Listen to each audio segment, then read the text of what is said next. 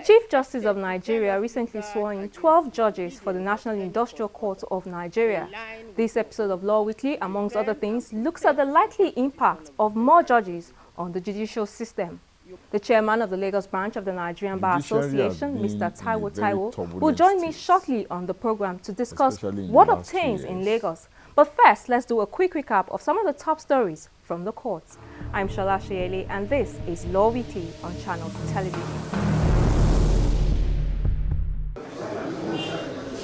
We begin with the report of the lawmaker standing trial for allegedly sponsoring the activities of the Boko Haram sect. Senator Ali Ndume has asked the Court of Appeal to overturn the ruling of Justice Gabriel Kolawole, who admitted in evidence certain call logs from some GSM providers.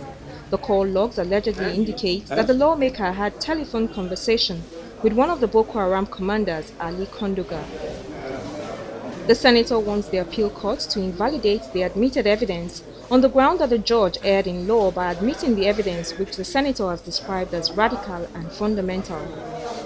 The senator also wants the appeal court to stay his trial pending the determination of the application seeking to invalidate the evidence. The court has ordered parties to exchange documents, file their written briefs, and fixed October 2nd for adoption of same. At the Federal High Court in Abuja, the Attorney General of the Federation and Minister of Justice, Mohammed Adoke Bello, has filed a 10 billion naira suit against former lawmaker Dino Melaye, who is the leader of a non-governmental organization, Anti-Corruption Network. In the suit filed by an 11-man legal team of senior advocates, the Attorney General contends that Mr. Melaye and his group damaged his reputation by accusing him of corrupt practices, obstruction of justice and abuse of office. Mr. Melaye had accused the Justice Minister, among other things, of complicity in the cases of former Oceanic Bank boss Mrs. Cecilia Ibro, the Halliburton scandal case, and with aiding the return of the Vaswani brothers to Nigeria after the allegedly evaded tax of about 2.5 billion naira. Mr. Adoke Bello wants the court to make an order of perpetual injunction restraining Mr. Melaye and his group from further casting aspersions on his reputation, as well as damages of 10 billion naira. From Abuja, we move to Lokoja in Kogi State, where the Federal High Court has restrained the Inspector General of Police, RGP, from arresting a member of the Kogi State House of Assembly, Honorable Friday Sonny.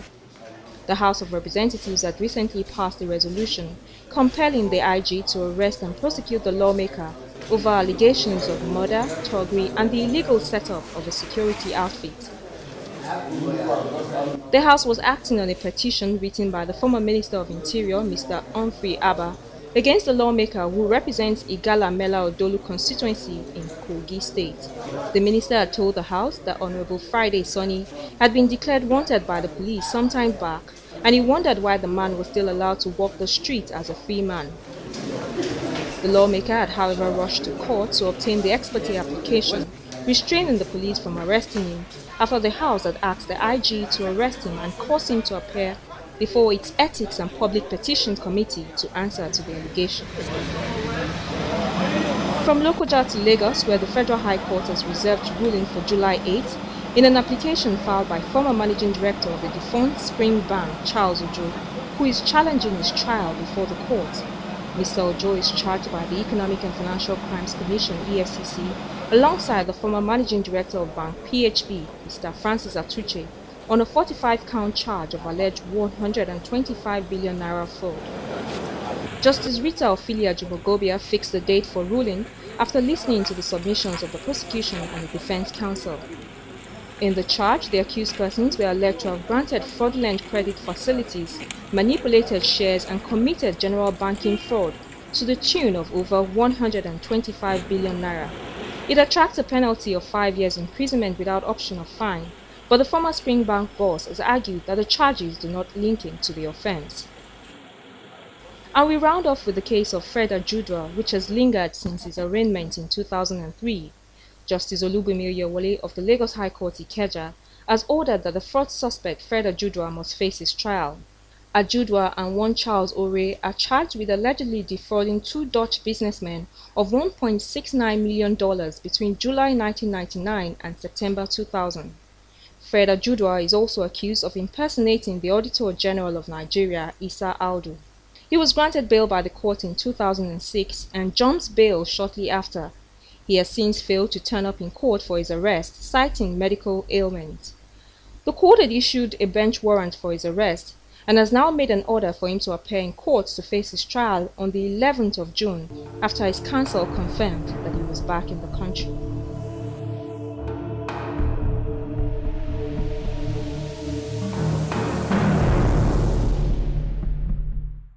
You see, life has just got easier. You stay connected to Channels TV, where news and innovations are shaping our world. Simply log on to ChannelsTVcom to get the breaking news. Browse the homepage according to what matters to you. Tap on the extended coverage of business, sports, politics, lifestyle, infotech, entertainment, health, world news, and lots more. Click on the live link and see the news in real time. Do you want to watch the latest video of the day? It's just a click away. Friend us on Facebook, YouTube, follow us on Twitter, Google+, participate in Channels TV poll and share your comments. It's a website you can talk to. Your voice will be heard. ChannelsTV.com. The news at your fingertips.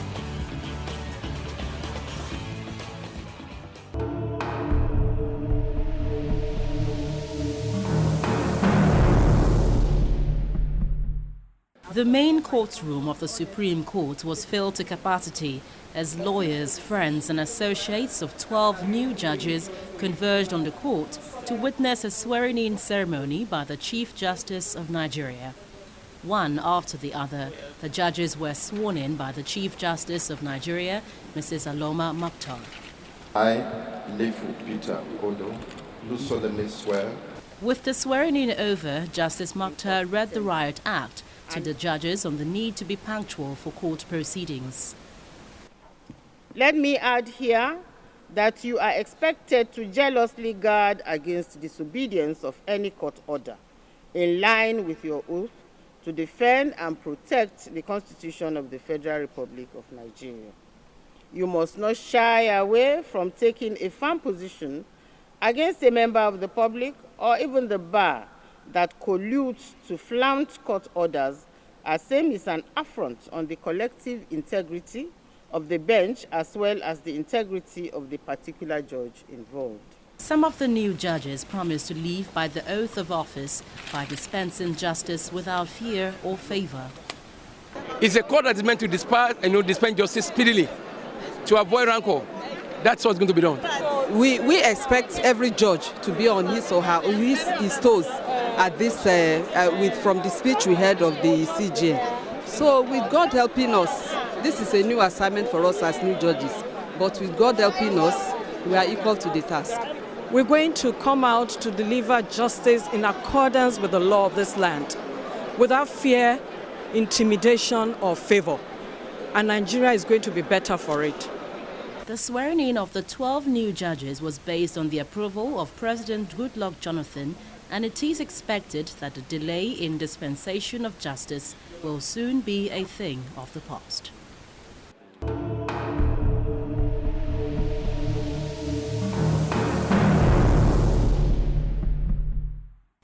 Welcome back. That was a recap of the proceedings from last week Wednesday when the National Industrial Court got 12 new judges. Now Lagos will also be swearing in new judges on Tuesday the 28th of May. But has there been a corresponding increase in the dispensation of justice? Do the judges have the necessary infrastructure to work with? And where they don't, what exactly do they need? These and other questions we put to the chairman of the Lagos branch of the Nigerian Bar Association, Mr. Taiwo, who gives a perspective of the bar on the activities of the bench.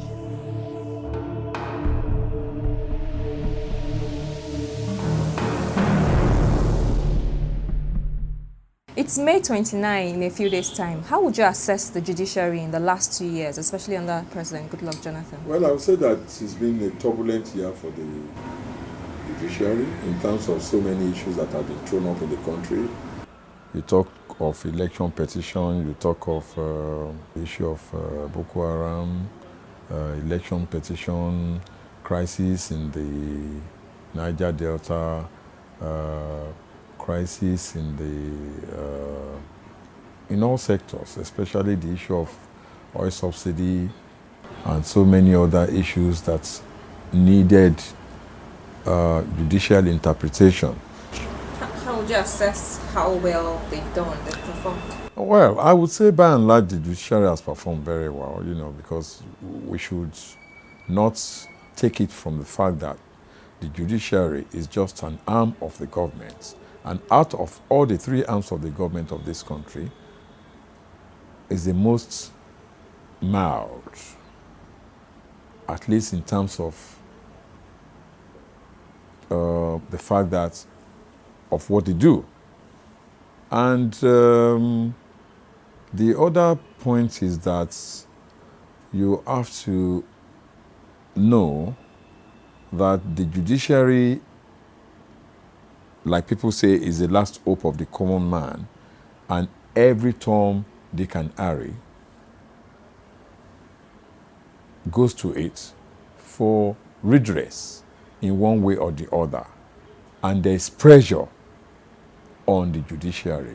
But I want to say with all sense of that the judiciary has performed at least well, better than any other arm of government that we have in this country. Now, during the past week, the CJN swore in 12 new judges for the National Industrial Court. Also, Lagos, Oyo, and some other states have announced the appointment of new judges to add to the existing ones in their states. Lagos, we understand, will have a total of 56 judges, but what has been the effect of this high number of judges on the justice system? The point is this, most judges are overwhelmed, especially in Lagos State. Lagos State is different from any other state because in Lagos State, a judge of the High Court has almost 1,000 files on a table. And cases are being filed every day in Lagos on sundry issues. So you see, the point is, so as to lessen the pressure on the judges that are on the bench, there is need to appoint more judges. And I can tell you, I'm sure that Lagos State still needs more judges than they have now, than they have more than 56.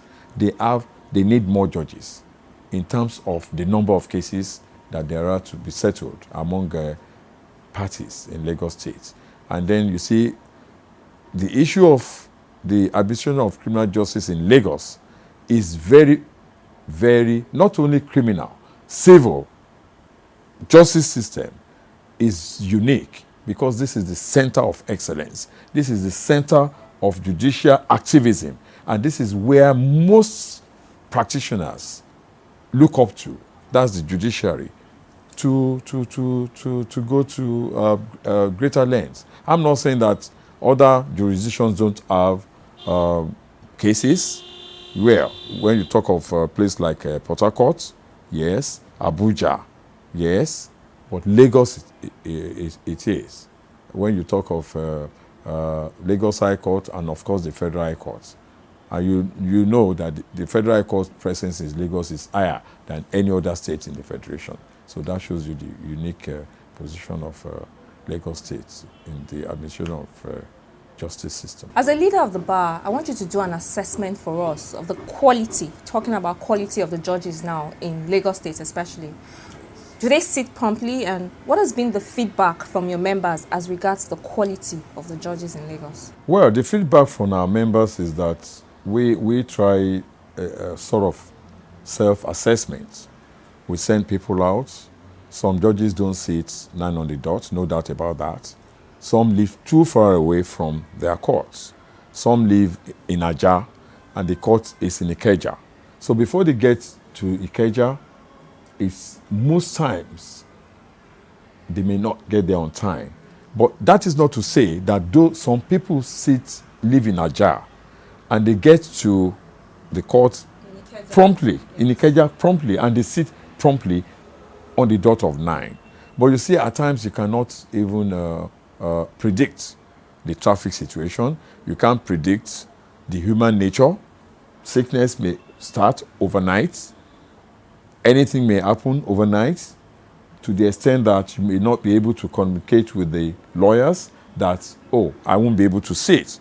But by and large, apart from pockets of just one or two or three that, well, we can excuse from not sitting on time due to certain factors, some best known to them. I want to say that the Lagos State Judiciary for now, they are really trying. The judges, let's forget the fact that they are overwhelmed. The workload is too much. They have to write rulings, they have to write judgments, and some of them have to attend to some other things outside their being a judge. Some have to travel abroad for seminars, travel to Abuja for seminars, do a lot of things. You know, we can give it to them that we can give them a pass mark, really, and especially under the leadership of the Chief Judge of Lagos State now, Honorable Justice Ayotunde Phillips. I think are really moving, and judges are up to their duties, and of course, the fear of the CGN is the beginning of wisdom. With the way the Honorable Justice of the Supreme Court, the Chief Justice of Nigeria, is trying to sanitize the judiciary with from a pronouncement and everything. Of course, judges are also human, so they have to feel it. I must be up to task. I must be up to my work and everything. So, by and large, things are changing for the best, and we hope it stays that way. Now, it's interesting that you've mentioned the CGN, because one development that's becoming worrisome to some people is that lawyers now write petitions against judges. Instead of filing appeals against decision of these judges, they write letters to the NJC, write petitions. What do you make of this development? You see, as far as I'm concerned, it's very worrisome. To me, apart from seeing element of bias, seeing in quotes, because it's an abstract, seeing in element of bias, I don't think any lawyer should write a petition against the judgment or ruling of a court. Yes, there may be some situations where you may need to do that. But then, that is why we have the appellate courts, you have the Court of Appeal, you have the Supreme Court, where you can ventilate your disagreement or grievances against a judge as per a ruling or his judgments. So I personally find it very worrisome that people should resort to petition writing instead of going through the legal process to seek redress and to, because when a judge starts getting rulings or judgment thrown out from the Supreme Court or the Court of Appeal, I mean, that leaves more to be desired of that judge. So I think that is the position our colleagues should take. I think lawyers should desist from writing petitions, especially on frivolities, especially on things that has to do with the law. If you have any grievance as it has to do with the law, please go ahead and go to the Court of Appeal. That is not to say if you have anything to do against a judge as per corruption and you can prove it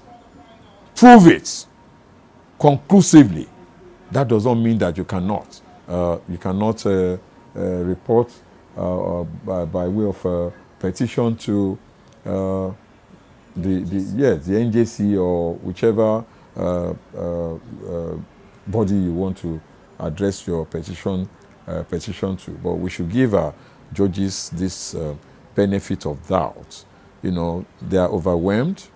Yes, nobody is above mistake in rulings and judgments. Like I said, that is why we have our hierarchy of courts. And of course, lawyers too must know that in a case, there must be a winner, there must be a loser. We must not lose sight of that. Most people think that, oh yes, I have a very good case. But in some cases, your case may be very bad. You may not have seen what others have seen or what the other party have seen. So you can't just blame a judge that, oh, the ruling is rubbish, the judgment is rubbish. Don't do that. You must look into the law. Go through the judicial process if you have to attack a judge, not by petition writing. Now, do the judges in Lagos have the necessary infrastructure to work with? Because I've been to some courts in Lagos where the judges still write in longhand. They take proceedings down manually as opposed to electronically. But what is the general situation with infrastructure of the judges in Lagos? That is a very, very worrisome thing. They don't. Honestly, they don't. Because I want a situation whereby the judge will just sit down. There are 2 or 3 stenographers. It happens in Lagos State in some courts, but not in all the courts. You understand? Find some writing you see some find some writing in long hands, and you know how tedious it could be if you have to write pages and pages and pages. And you know we lawyers can talk. There's even with the issue of front loading, lawyers still want to talk. They want to argue on every and yes. So you have to note this. You have to know this. And I want to say that yes, the government of Lagos State is trying, but they can still do more to assuage the feelings of these judges by providing putting in place infrastructure to lessen the burden on them, you know. What kind of infrastructure is needed? Well, I would think that, well, they have, I'm not sure that some of them have the best libraries. They don't. Yes, there are lots of law reports on iPads given to the judges. Yes, but how about other materials? Books? To assist in to assist in their research. Books from England, books from America. Well-stocked library. Not the general library. Well-stocked library for individual judges. You understand? These are issues that should be done, of course. Well, they have judicial assistants who will help them in, but then they have to do some training for these judicial assistants, and then they have to retrain judges in the use of all these electronic devices, which is already happening in Lagos. It's already happening in Lagos. They train them. In fact, the chief judge of Lagos State is IT compliant. She is one judge that I know when she sits on her iPad, she can do a lot of things. Of course, don't forget the fact that, like we have in the country, power failure. It affects courts. Some courts don't sit because there's no light, especially some courts that are built without access to light. You know, so these are issues that has to be looked at to make sure that things are properly brought in place. The CJN recently threatened to sack or discipline judges who fail to write 3 or 4 judgments in a year. Now, do you think that this can be achieved without curbing some of the excesses of lawyers who put various hurdles in the way of achieving a speedy dispensation of justice? Yes, I believe sincerely that we lawyers are the ones causing the delay. I'm not saying that some judges are not culpable. Some judges are culpable because they may not sit on time, they give log and judgment to cases, they don't, there are so many other issues. But I can tell you that if a lawyer wants to frustrate a case, he can do it. And then when a judge gives judgment against the lawyer due to tardiness or due to his inability to go ahead with the case, he will now start by filing appeal. denial of fair hearing. That's what you keep hearing all over the place. But thank God the Supreme Court have held in a plethora of cases that if opportunities are given to you as a litigant and you fail, you cannot come under that to say you are denied fair hearing. So a lot has to be told our colleagues that we should help the judicial system from from prolonging cases. We have a lot to do. If you want to help a judge, we can. We can. If once you file your claim, your defense, anyway reply to the defense, what are you waiting for? Go to trial.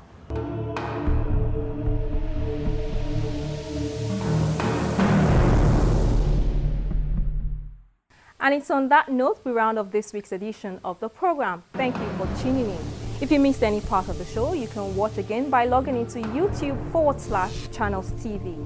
I am Shola Shayeli. See you next week.